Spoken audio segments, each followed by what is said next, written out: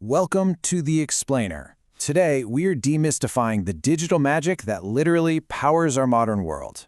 In this explainer, our focus is squarely on the foundation of the whole digital age, an introduction to computer networking. We're going to cover the absolute basics, right? Like what a network actually is, how these machines communicate with one another, what packets are, and the brilliant specialized computers known as routers that keep the whole thing moving.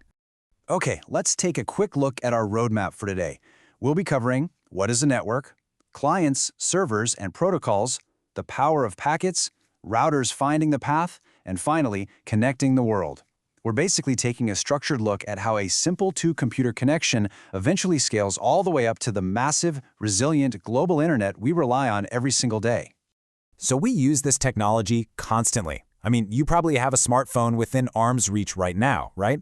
But it begs this incredible question that we rarely stop to actually think about. How does a photo or a video or even a simple text message travel across the globe from your device to a friend in another country in the literal blink of an eye? Well, to answer that, we first need to define what it is we're talking about. A computer network, at its strict mathematical core, is what we call a connected graph. It's constructed from a set of nodes, which are really just the host computers or intermediate devices, and links, which are the physical wires or the wireless connections between them. And honestly, as long as any pair of nodes can reach each other through a sequence of these links, you've got yourself a network. It's fundamentally all about connectivity and exchanging information.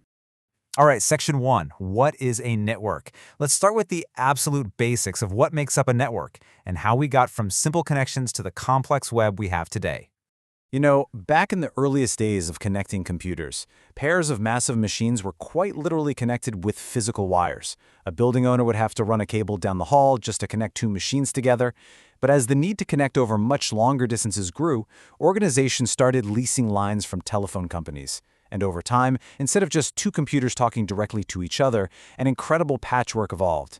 If your computer was connected to another computer and that one to another, you could send a message an incredibly long distance, just as long as each node agreed to store and forward your message down the line. Moving right along to section 2, clients, servers, and protocols. Let's look at who is actually talking to who on these networks. In most of our network interactions, there are two main actors. On one side, we have everyday users at their computers. We call these the clients. They're the ones initiating connections and requesting data. On the other side, we have a powerful, centralized machine called a server. So when you open a web browser, your client software is basically asking a distant web server to hand over a web page. The server does the requested work, looks up the data, and sends a reply right back to you.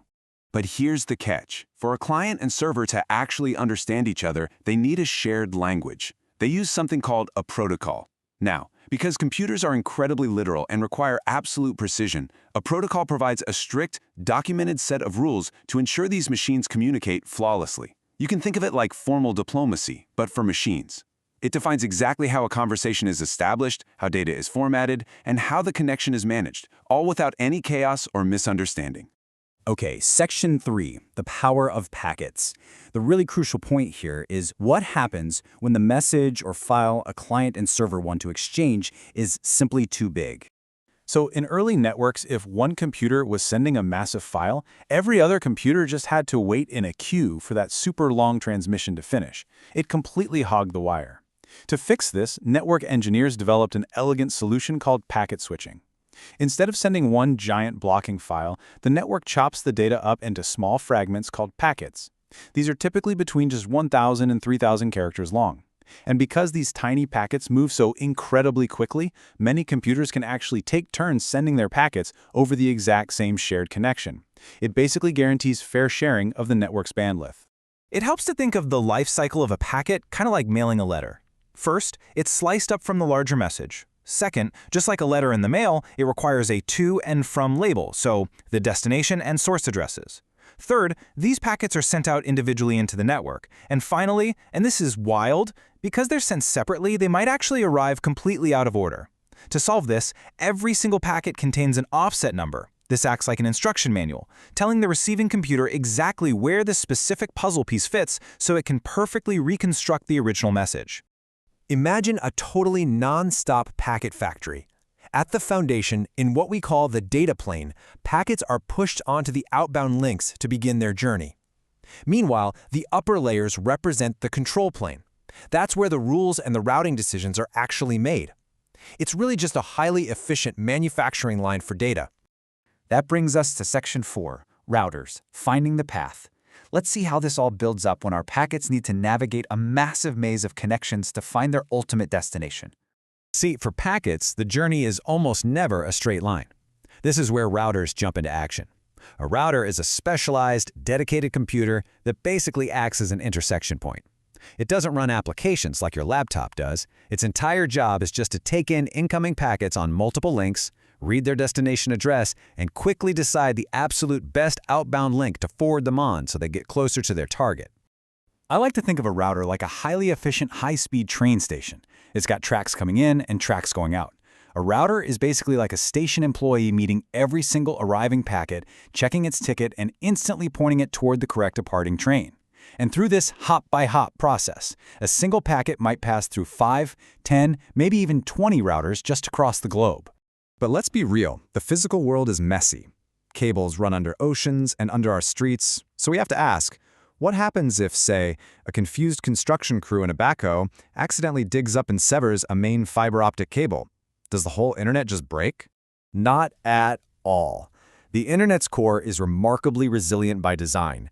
If a major link between nodes suddenly goes down, the routers don't panic. They are constantly talking to their neighboring routers to maintain updated routing tables. So when an outage occurs, they simply exchange new information and instantly find detour paths to route traffic around the broken link. They organically adapt to find the next fastest path. It's pretty amazing. Finally, Section 5, connecting the world. Let's zoom all the way out to the macro scale to see how all these pieces form our modern digital landscape. When you connect computers in one single building, you have a local area network, or a LAN. But when you use these smart routers to connect those local networks across vast distances, you create a wide area network, or a WAN. And the internet itself actually gets its name from internetworking, which is simply the act of connecting many thousands of distinct autonomous networks together into a single, cohesive global fabric. So to summarize our digital journey today, we've seen that networks are essentially just nodes connected by links. Clients and servers use very strict protocols to converse. Large messages are chopped up into agile, fast-moving packets so everyone can share the network fairly. And specialized routers dynamically guide these packets hop by hop, constantly updating their maps to route around any damage. The internet isn't some magic cloud. It's simply a massive, brilliantly resilient network of networks. Which leaves us with a really fascinating thought to ponder as we wrap up this explainer. The global internet operates entirely dynamically. There is no central map, there's no single master computer directing all this traffic, and absolutely no centralized clearinghouse. It relies entirely on millions of independent routers cooperating to discover their own paths. So, if no single entity is drawing the map, who is truly in charge of the digital world? It's a massive testament to the incredible engineering of decentralized networks. Thanks for joining me on this explainer, and keep questioning how our world works.